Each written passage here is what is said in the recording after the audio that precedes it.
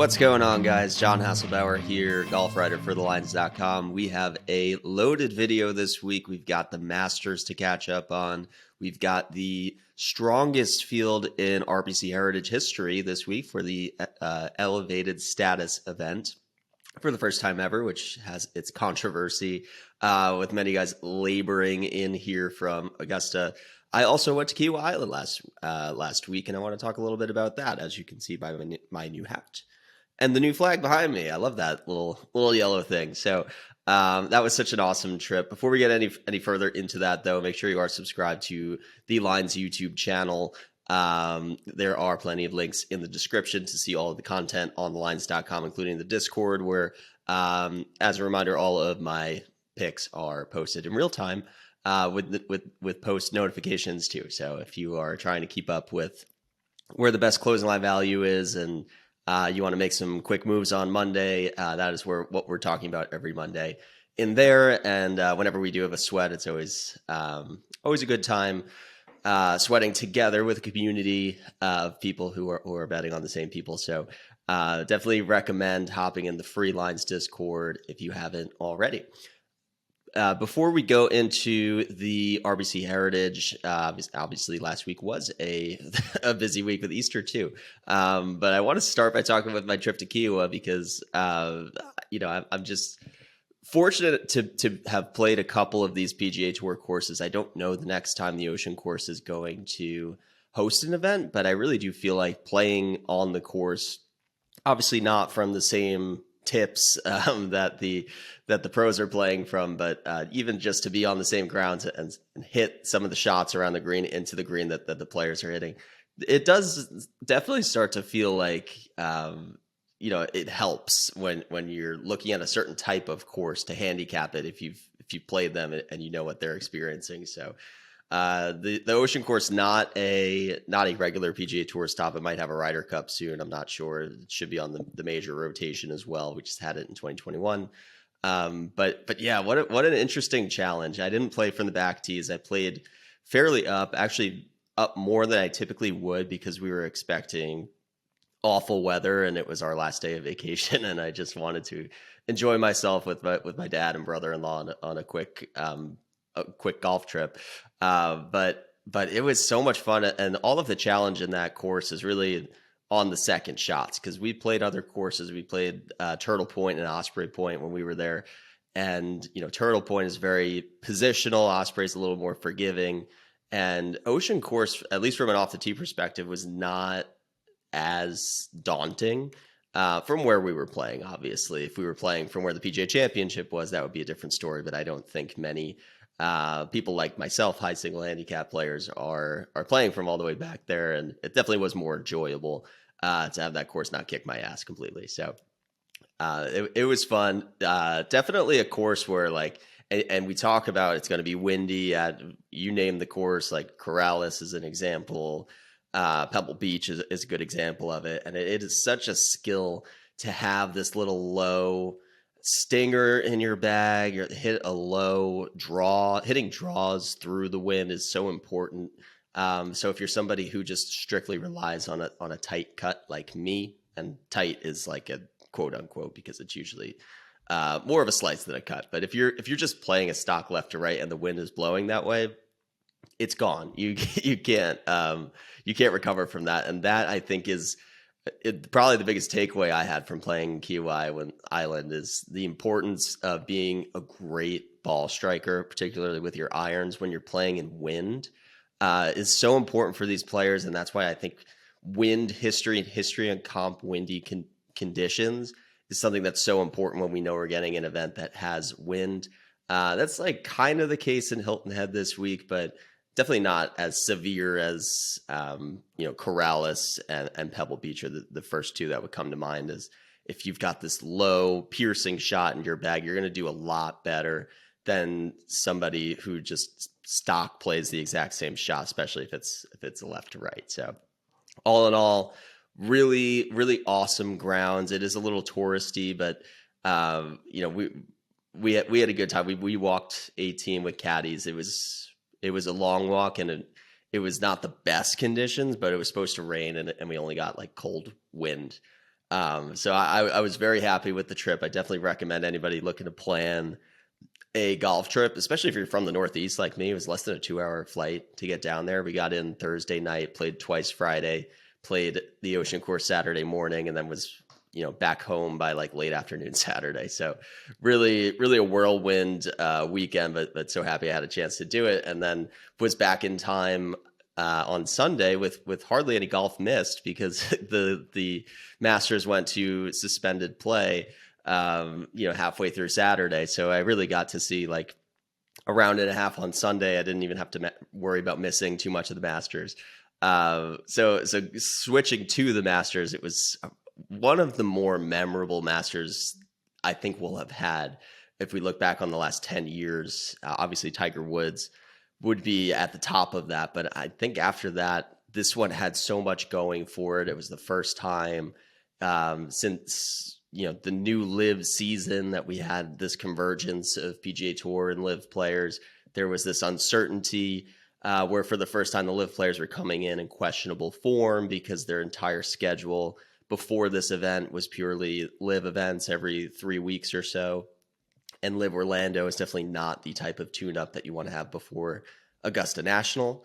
Not that the Valero Texas Open is either, but definitely two different scenarios. And it was the week immediately before, whereas most people on the PGA Tour had taken Valero off before the Masters. So my stance on the LIV players, I think, was pretty firm from the beginning of the week to the end. I thought that a few LIV players would play very well.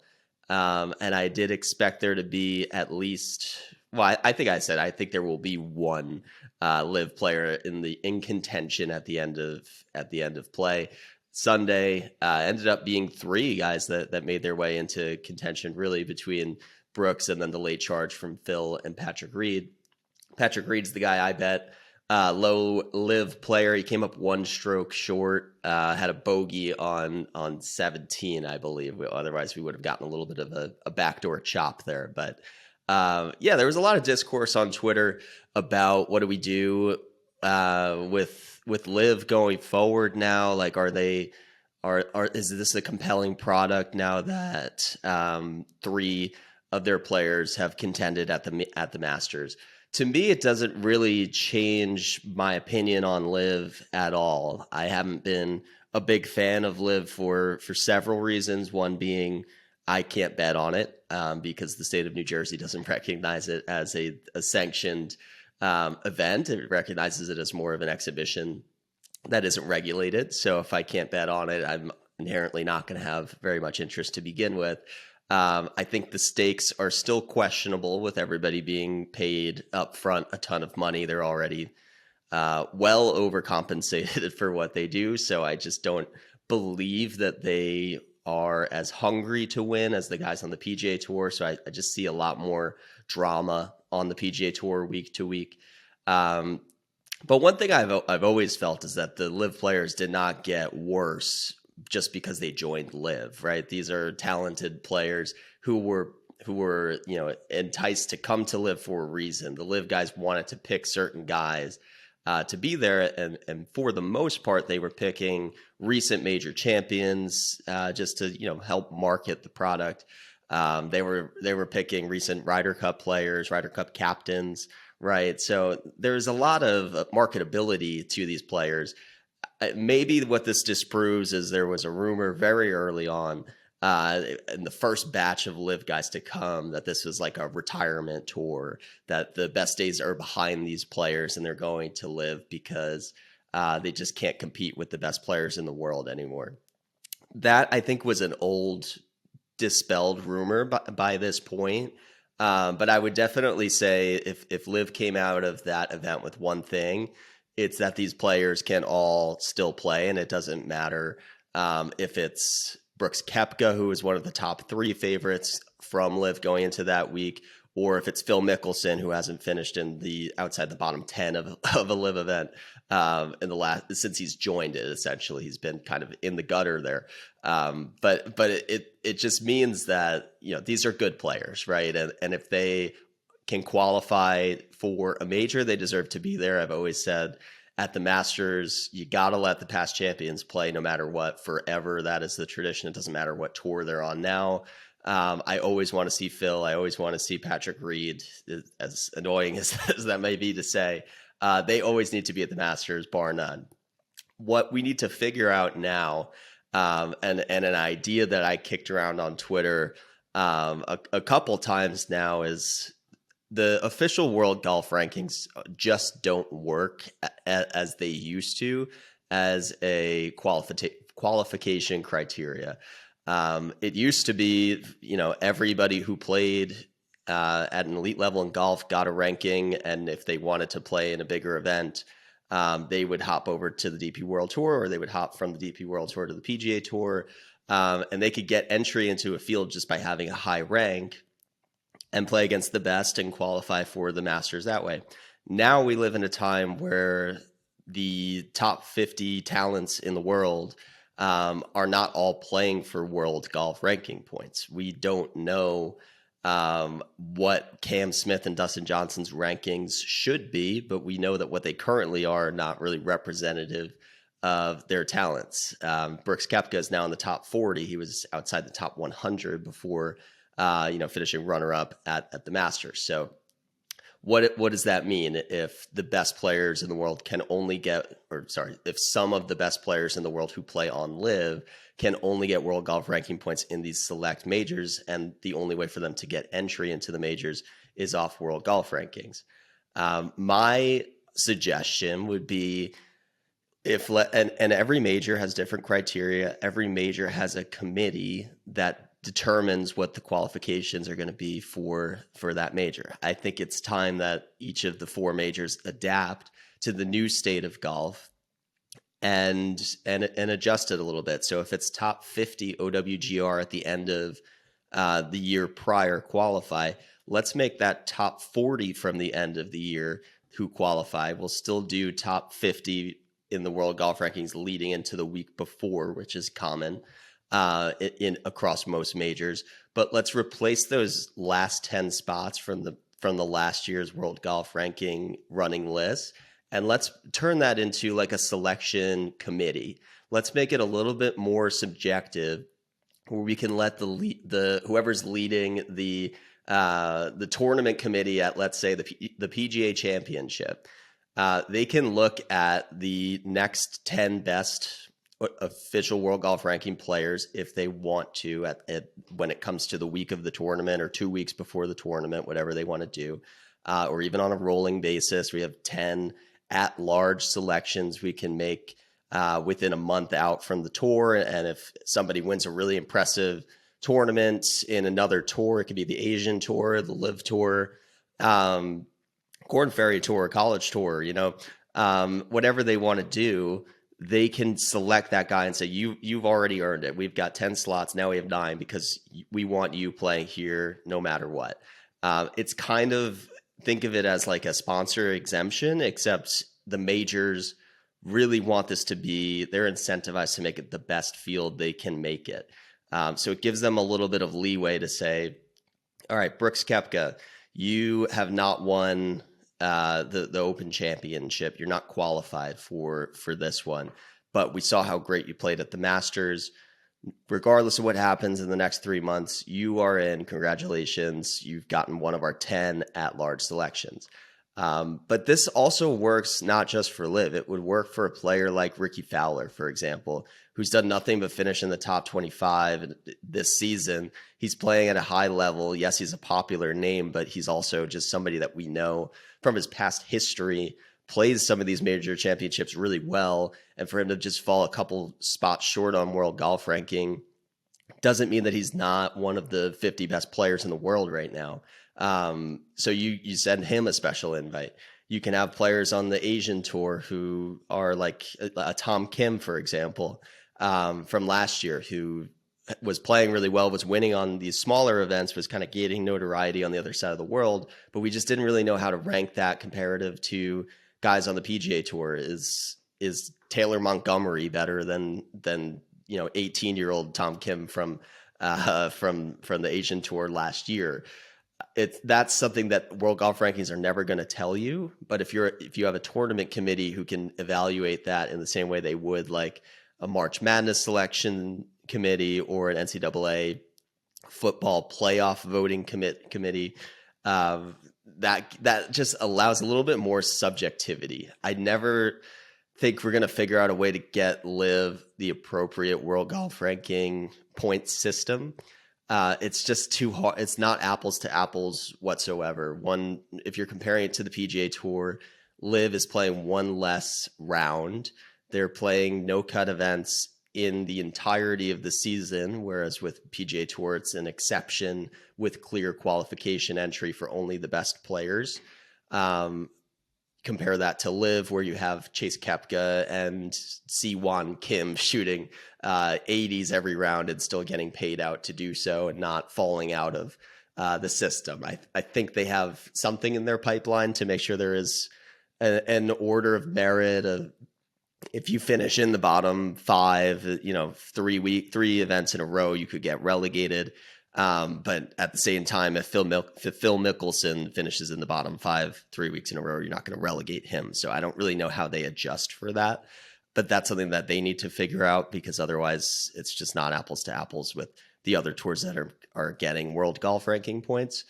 So you have one less round. You're playing 3 rounds versus 4 rounds. You're playing no cut versus PGA Tour has cut. And it's the qualification criteria in the end. Like, they're just kind of paying for guys to come over at random. They're not really like earning their spot here based on the level of play that they have. So all of these things combined just make me think they're never going to get or deserve to have the World Golf Ranking points on the same scale that the PGA Tour does. And that's okay, because they're still good enough, as they've shown, that they should be getting into majors, but we need some sort of subjective system that a committee can say, we want Brooks Koepka, we don't want Bryson DeChambeau.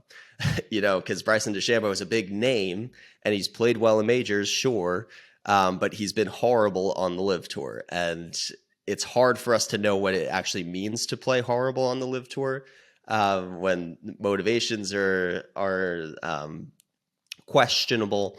And, you're playing in a team format. It's just, he hasn't looked good on the eye test. And I just don't think everybody who's a big name on the LIV Tour should be getting into all of the majors. So there's definitely a way to hit a middle ground here. I hope that they do consider something like this and evolve the selection process beyond what it currently is, which is essentially just strictly World Golf Rankings and then wins on the PGA Tour. So that's my little rant on the Masters and on LIV. Didn't really talk much about Rahm, but he's an immovable force. I had Patrick Cantlay in the mix. If he shot 7 under like Phil Mickelson did, we might have had a really nice sweat on Sunday, but instead he played painstakingly slow, and I will not be betting him for the foreseeable future. Just because he is a nightmare to watch play. But I will still stick to my guns from my pre-year prediction. I think Patrick Cantlay will win the Open Championship this week, but between now and then I may just take a break and not bet him anymore. Okay, cool. That was the Masters. Let's now switch gears. This is the RBC Heritage preview, and we are 19 minutes in and we haven't talked about the Heritage. So let's get going there. On my screen now, you can see the tournament preview we have for the Heritage. It is linked in the bio, or not the bio, the video description of this YouTube video. And it's an interesting week. This is the first time this event is an elevated event. It's usually drawn a pretty good field post Masters, always being played the week after the Masters. And Jordan Spieth was your winner last year in a very crowded leaderboard that featured Patrick Cantlay in the playoff, and then also players like Cameron Young.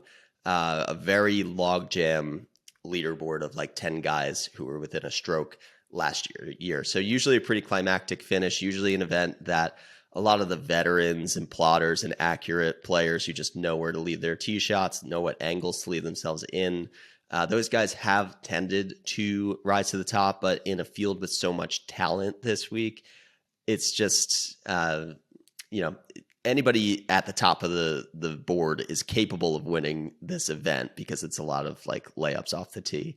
But let's get into more of the specifics of the course. So going to the odds preview page, you can see the Harbortown course specs right here. It's 7,100 yards at a par 71. It's definitely one of the shorter courses on the PGA Tour, forces a lot of layups off the tee, not a lot of drivers on this course.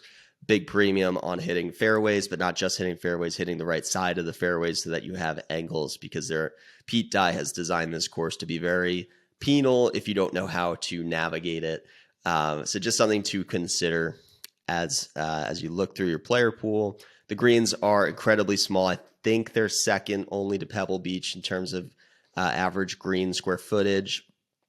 And with Pete Dye, anytime you miss a fairway, you're going to be every time you miss a green, you're going to be penalized with some of these tiny pot bunkers that are just awkward stances, really difficult up and downs, tucked pins, and all that. So really doesn't look like much on the scorecard, but this actually is a pretty demanding course. We haven't seen the winning score go much further below par than 13 under. It's only happened twice in the last 7 years. This is a better field, so I would say probably like a 15 under target score will be enough, as long as like Jon Rahm doesn't assert his dominance 2 weeks in a row. Fingers crossed that he's just still feeling hungover from the major win and is only here out of obligation. Looking through the rest of the course specs, there's not much rough on this property. It's a lot more like pine straw and tree lines, but you need to stay in the fairway essentially, and the fairway is pretty average in terms of width. Looking at the comp courses, so this is a week where I'm not really going to look too closely at course history, because historically the field has not been very deep at this event. Most of the elite players like a little break after the Masters, I think, especially this year with how nasty the weather was and the weather stoppages and playing 36 holes, a lot of them on Sunday or close to it. There's just a need for a break sometimes the week after Augusta, which is a really difficult walk too. So most of the elites have typically skipped this event, but this year it's an elevated event. There's $15 million at stake in the prize pool. So that is enough to keep players. The only guys who have withdrawn are Rory McIlroy and Jason Day. So everybody else is here, which means I'm going to be looking at a longer list of comp courses that are also short and positional and reward accuracy off the tee, precise ball striking in general, and just the ability to club down for accuracy on tee shots. So looking at these, I would say the Players is probably the best at TPC Sawgrass, just given the quality of the field now. So that was also an elevated event a few weeks ago. There's a few like unexpected players who hung around at the Players this year, a little more weather exposed than the RBC Heritage, but I think that's going to be a good reference point, because that's going to show you that it's not just all of the best players in the world coming to the top like it was at the Masters last week. There is a little bit of volatility on these Pete Dye courses. There's a lot of hazards to worry about. The round can get away from you pretty quickly, and there's not a ton of easy birdie holes here. So I think Sawgrass is going to be a good indicator just because it was so recent. It's Pete Dye, it's positional, and it was a great quality of field. Beyond that, TPC River Highlands is another Dye course, stadium course as well. El Camaleon, I think, is a really good comp for this, just given how claustrophobic the angles are here. Like that course is 6,800, I think, and it's not a lot of drivers either. Victor Hovland's been dominant there, so maybe something to consider.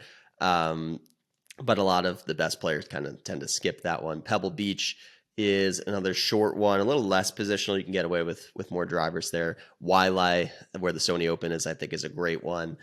Sea Island, very close geographically to where we are this week in Georgia. And Sedgefield also a solid comp. And then lastly, Colonial, I don't love Colonial. I think you can hit a lot more drivers and be more aggressive there than you can here, but it is another quality field where more positional players have had success. So that is all the background on the course. Actually, we'll take a quick look at the odds trends first. So Jordan Spieth won last year. Before that, we saw a lot of long shots, and all of these long shots were these like older veterans.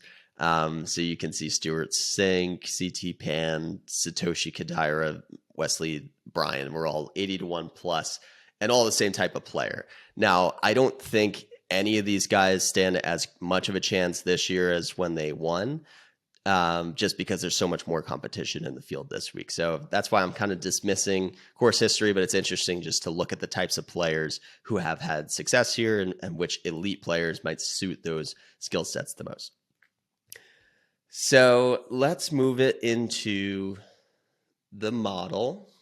And I know we're going a little long on this video, so I will try to breeze through the key stats this week. But starting with approach, short course positional, I'm always going to lean heavily on approach, so a little bit more weight there than I typically would. Comp course history, I'm going all in on comp course history, kind of dismissing course history. Being able to look at more recently, before last year, where are the short positional layup courses and who's playing best on those. To that end, I also want to look at strokes gained, ball striking on short courses in general, because that typically shows me, even if you're not the best player off the tee, if you're able to hit a 3-wood or a driving iron more accurately, that's what you need to do here. So you can kind of like find an edge on players who may be erratic with the driver, but not with lesser club. Proximity from 125 to 200, that is where basically all the shots funnel to. I think it's like 80% of the shots here are under 200 yards. Not a lot of flip wedges, but a lot, and that's just because we're not hitting a lot of drivers here. So it's a lot of like drive it 260, and then you have 150 in on like a 410-yard hole. So that's what this course is. You can kind of hit it to your number. You can get a little bit more aggressive if you want to. And the veterans who've played here a lot kind of know where they want their tee shots to go. And it helps definitely to have a caddy on the bag who has seen the course if you haven't yourself. I've got strokes gained tee to green over the last 12 rounds just to keep an eye on recent form. That's something I think when I use like last 36 as a basis for my look back on all the key stats here, sometimes that gets lost of the guys who are kind of trending from tee to green. So I wanted to have a little bit of that. Fairways gained is not the end all be all here. I definitely prefer the ball striking on short courses metric, but that can kind of identify the profile of player who is just generally accurate. And if you're accurate with a driver, it could give you a leg up here if you want to get more aggressive and know you have a fairway finder in your bag. With driver, you might actually even generate more opportunities that way. Strokes gained around the green, it's Pete Dye. I think that's going to be important. I've got putting for both last 36 and Bermuda. Here we are back in sort of Bermuda swing after bent grass at the Masters. So always good to reference Bermuda putting.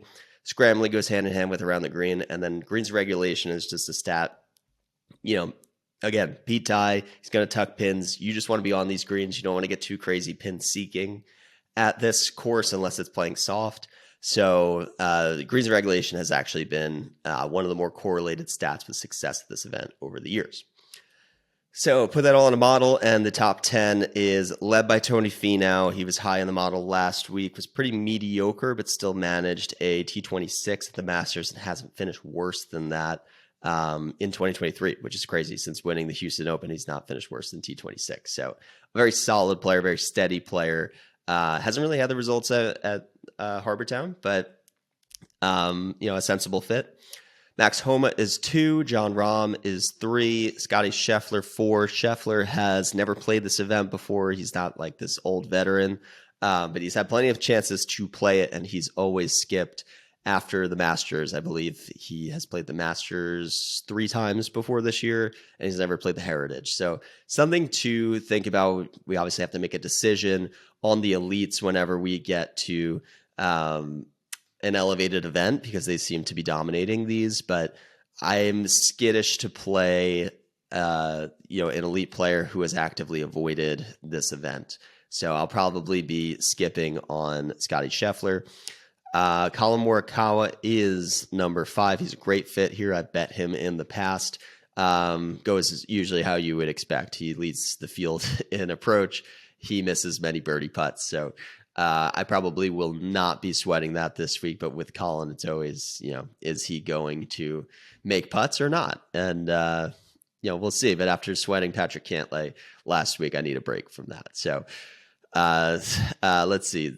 Rory McIlroy number 6, but he's withdrawn, so that would make Patrick Cantlay number 6. Tom Kim number 7. This is a great fit for Tom Kim, but I don't know if it's fatigue of a long PGA Tour season or what, but he has not looked himself recently. So maybe you get a decent number on him. I think he's about 45, 50 to 1. Maybe he's a DFS play. It should be a good fit for Tom Kim, though. Siwoo Kim right after Tom Kim at number 8, Xander at number 9, and then after Jason Day, who withdrew, it is Victor Hovland, who's last here at number 10. Victor Hovland is very interesting. I think he only has a good short game in majors. We touched on that point before at Masters Week. It doesn't make any sense. It sounds crazy to say, but I think he'll have a harder time around the green here than he would at Augusta.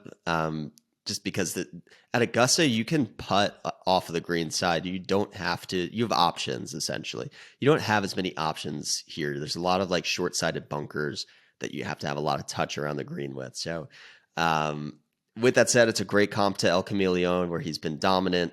Ball striking wise, he's going to have a field day here. So, and he's putting so well. So I kind of go back and forth what I want to do with Victor. I'm not betting him, but in DFS, I think I will have a good amount of exposure there. So put that all together and filter it for the guys that I've bet this week. So I'll filter this by their odds. And you can kind of see the profile player that I'm looking for with all 6 of these guys, in the green in approach, comp course history, ball striking on short courses, and proximity, 125 to 200, and even this tee to green last 12. They're all rating out really well, better than the field in those first 5 categories, which I think, simply put, is like all that matters at this course. So Cameron Young is where I started my card. He's probably the most popular bet this week. It's been well publicized that Paul Tesori is on his back now. He was Webb Simpson's caddy, and Webb Simpson has the best course history of anybody at this course. So Cam Young, without Paul Tesori, finished 1 stroke off the playoff last year. He looked really impressive here. Somebody who has that bomber reputation, but it's not a detriment to have distance. It actually gives you more options to hit more layups with less club and still be in the fairway. So I think that should play to his advantage. The approach game has looked very good, and maybe Paul Tesori helps him read some putts a little better this week. Max Homa is my next one. I was really like a coin flip between Homa and Tony Finau at the same odds. I just kind of trust Homa to close better. Case in point, the 21 Genesis, when it was Homa versus Finau and Homa closed him out. They're the same number this week at 31. They're 1 and 2 in my model this week. A little disappointing from Homa at the Masters, but I guess we could say that's what we expected because he hasn't looked good in the Masters before, or really, most any major before. So I'm not going to, jump ship now because he's continued to not look good in majors. He's continued to always play well in the designated events. And I think a course like this where he can lean on his approach play, where he's 6th in the field, and top 20 in that proximity from 125 to 200. That's, sign me up for that.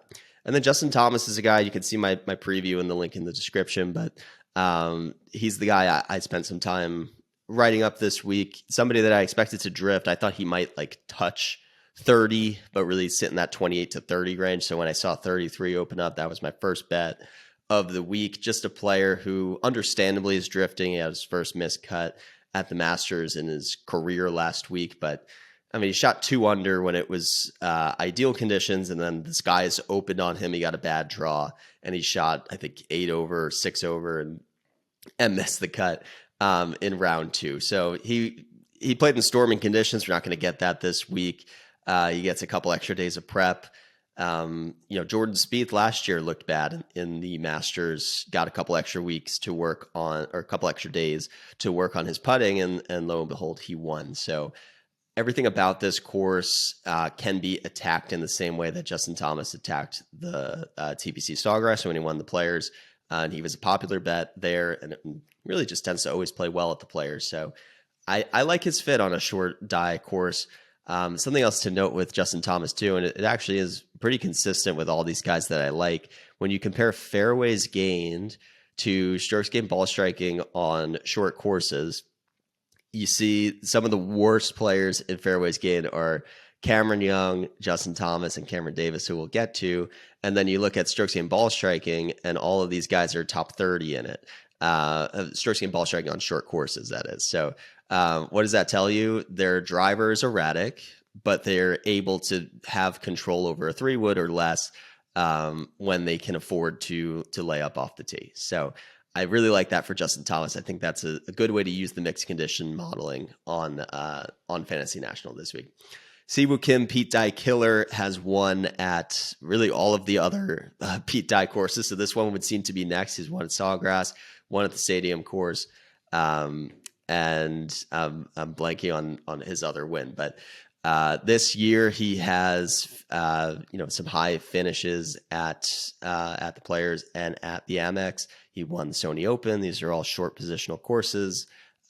His proximity from the key range of 125 to 200 is elite. He's top 5 there, top 25 in approach in general, and top 11 in comp course history. So a good fit at a long number there. Tom Hoagie, number 1 in strokes gained approach, set the course record at TPC Sawgrass in his last trip to a die course. So that alone is worth the 101 ticket, in my opinion. And then Cam Davis, this is really zeroing in on this, top 30 ball striking on short courses versus, being one of the worst in the field in fairways gained. I really do think there's something to that where he's the type of player who's going to catch a drifted number just by the fact that, he's been a little bit all over the place with his ball striking recently, but he's top 30 on the comp courses. He finished 3rd here. Tied with Cameron Young, 1 stroke off that playoff. So before that, he finished top 25 in his debut here too. So he plays this course well. That would be the one course history play where I'm not really leaning too much into that, but at 200 to 1, I see the upside on it. So that is the card. I know this one went a little long, but there was so much to talk about between Kiawah and the Masters. So thank you guys for tuning in, and best of luck with all of your RBC Heritage bets this week.